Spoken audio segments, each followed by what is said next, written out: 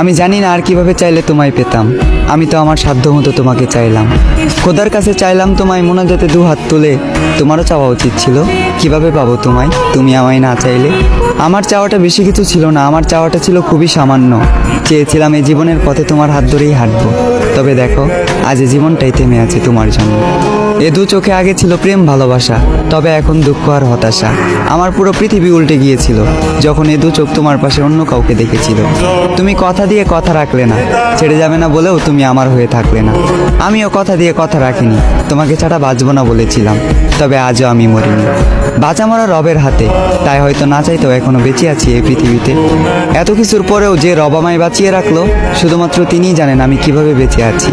আজ আমি সবার চোখের আড়ালে চোখের পানি মুছি, সবাইকে দেখাই সুস্থতা, মুখে মুচকি হাসি।